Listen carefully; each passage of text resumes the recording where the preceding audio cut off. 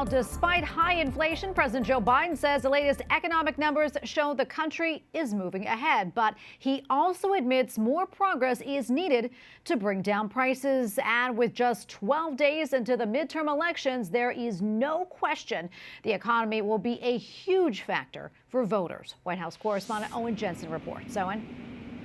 Hi, Tracy. Good evening to you. President Joe Biden says Republicans in Congress were hoping the latest GDP numbers would be bad.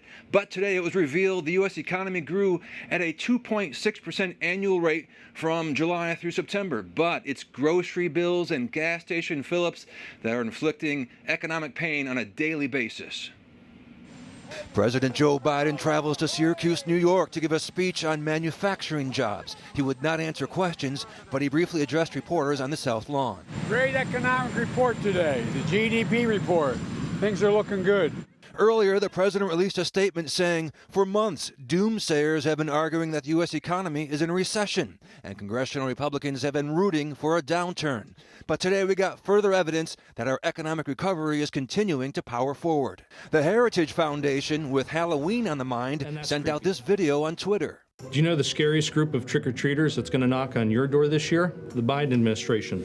The cost of Halloween candy is 37% higher than it was last year. Better tell the kids to only take half of one. And there was this one, too, complete with music, ice cream cones, and even an airplane.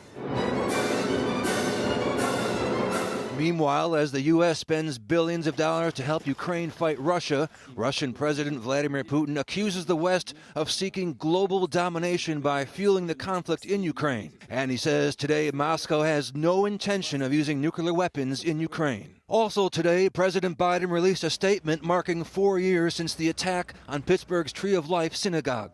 Writing in part, as we grieve this deadliest act of anti-Semitism in American history, we stand with the community of Squirrel Hill and Jewish communities across America and around the world in resolving to combat anti-Semitism and hate in all of its forms. Back to the economy now. The president may be happy about the latest GDP report, but listen to this.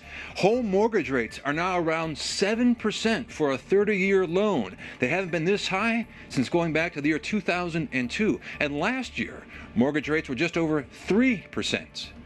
At the White House, Owen Jensen, EWTN News Nightly.